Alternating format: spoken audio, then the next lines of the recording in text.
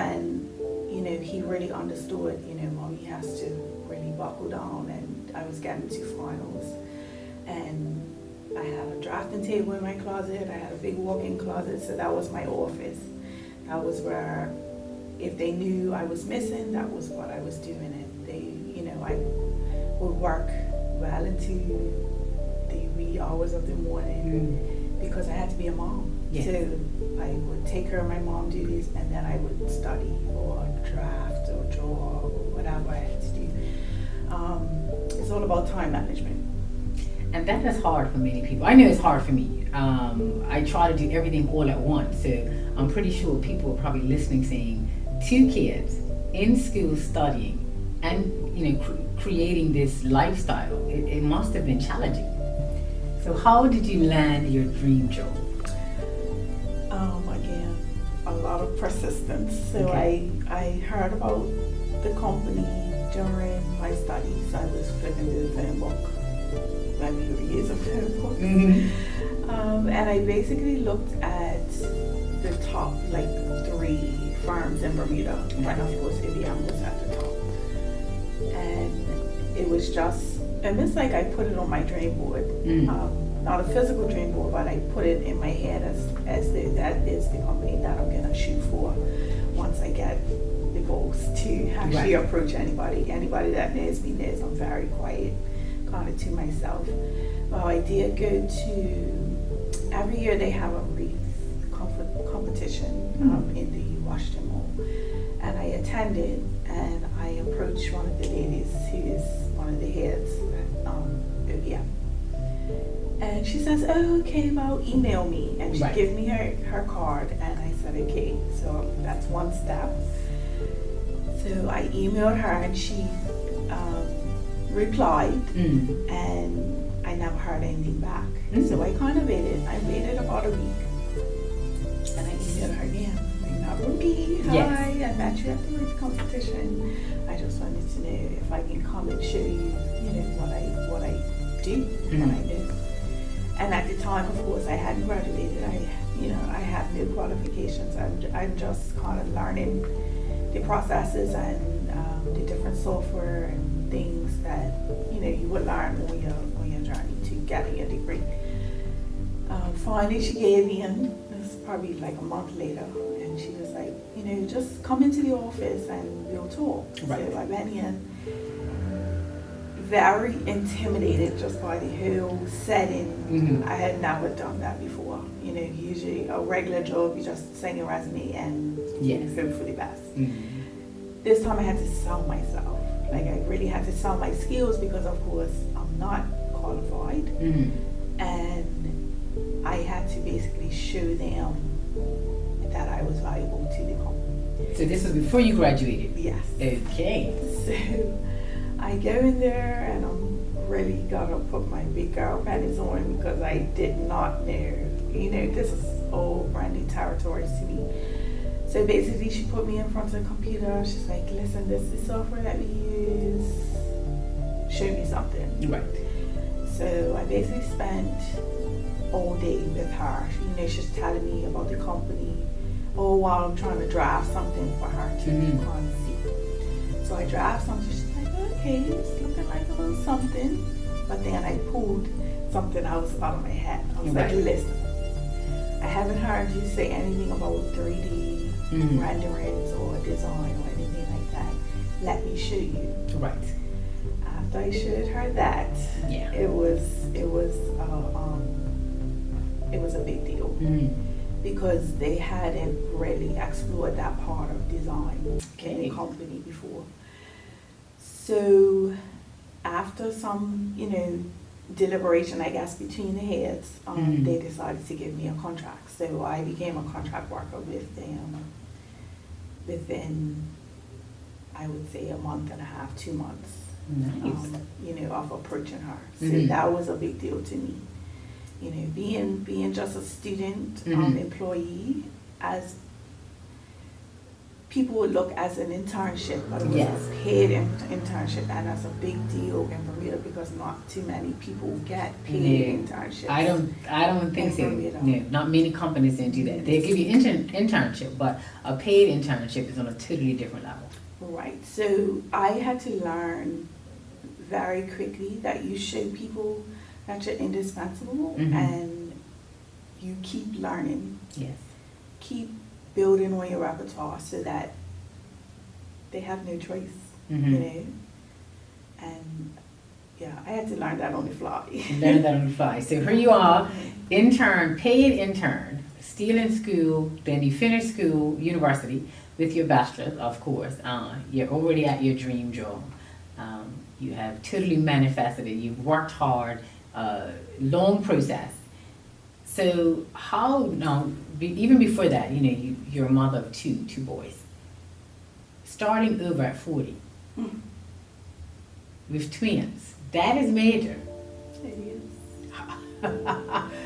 Wow, that's major. I mean, was this planned? No. But I just feel as though, let's rewind a little bit back to COVID. Okay. Because I think COVID in itself helped me to kind of settle and look within. Mm. And I've always believed that children are a blessing. But this time around, knowing the position that I'm in now, Mhm. emotionally, Yes. the stability that I feel, just not financially, but just within myself, I owe it to myself and I owe it to these girls to Mhm. bring this forth. You know what I mean? To just explore all the beauty, all the pain of it, all the, you know, ups and downs, everything. I owe it myself and Mhm. these babies that opportunity. Like you know, I had my son's 22, but I had Mhm. him when I was 19. I was in no position to go forward with anything, but it is what it is, Mhm. you know. But this time around, it's so much different. It's Like, different. It's so much different. Did you expect? I mean, you probably didn't, but when the doctor said you were having, or the son, what is the ultrasound tech? Yeah. Said that you were having twins. Do you remember your expression? I was very expressionless. Mm. I think it was more like a process that I had to go through within my mind.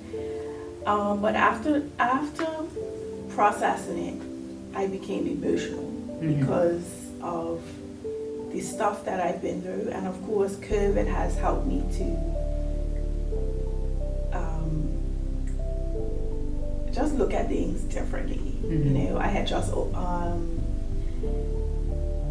produced a book. Mhm. So I just published a book in regards to my childhood. So these girls was almost like a manifestation of stuff that I had put forward even in my book. Mm. So there was no question. There was no question that this was what the universe gave to me, and that's my duty. And that's your beauty. And here we are. Yeah. And the interesting part about all of this is that through everything that you have encountered, you have stayed, it appears you've stayed positive, and you're a strong individual. So for all of our listeners and viewers, anything is possible. It's going to take work. It's going to take discipline. It's going to take sacrifice. But to have that no nonsense attitude to say, I am going to get it done, it's doable. I think it's just a level of responsibility that we have to ourselves that, you know, people look at different circumstances as being a mistake or, you know, a trip up or something like that. I think perspective has a lot to do with it.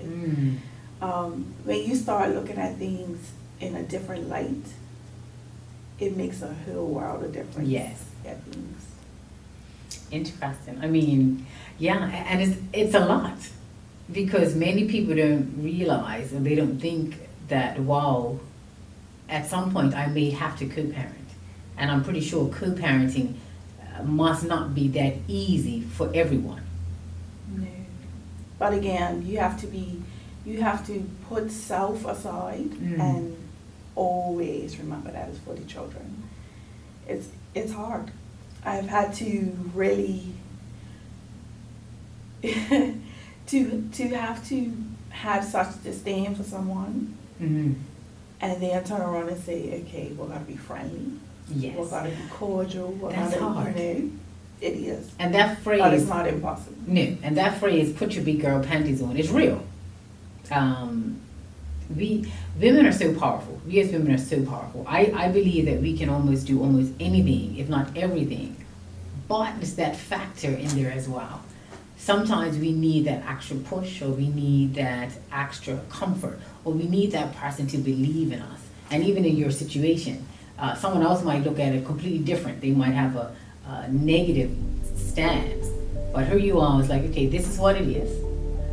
This is what I have to do, and this is what has to be done. Because these babies did not ask to come here, and they are coming. Yep, they are. For our men out there tuning in, what would you say to men when it comes to raising their children, even if they're not with the mom anymore? Because it never starts out that way. Everyone's either walking to the park, holding hands, WhatsApp, I miss you, all of that. And then sometimes it changes. And now we have a situation where a child is coming into the world, or two, and then no one gets along anymore. And that's hard within itself. I mean, so what would you say to men when it says, it's time, we need you? It comes down to responsibility. It comes down to maturity. Realizing that a child can be perfectly fine with just one parent, but a father figure in a child's life is a big thing. It's a big thing. And I knew my father was not really there for me. So I know the ramifications of being fatherless. There's nothing like a father's love, and a female child, and a father is a big thing, an extra big thing. So I say to the fathers out there, or just guys in general, because anybody can fall into that type of situation at any given moment. It's all about responsibility. You have to take yourself out of the equation at one point and realize that this is not about you anymore. Another one-on-one episode with Miss Thang. My featured guest for today has been Chanika Jones, who is an interior designer.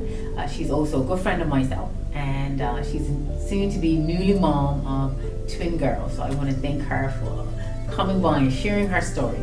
And for the rest of you out there, it's very important to be a part of your children's lives, whether they're 5, whether they are 18. Many people have made mistakes, but I guess the gist of it is that you can't go back. You just have to go forward. So at any given moment, you can pick up the mantelpiece and say, I didn't do what I was supposed to do then, but I'm going to do my best to make it right now. Thank you for joining once again. Please like and subscribe to my YouTube channel. You can also follow me on Instagram. I'm under Miss Thang BDA. Also, my life coaching page is lifecoach.christy. Until next time, stay positive and stay tuned for another episode of One-on-One with Miss Thang.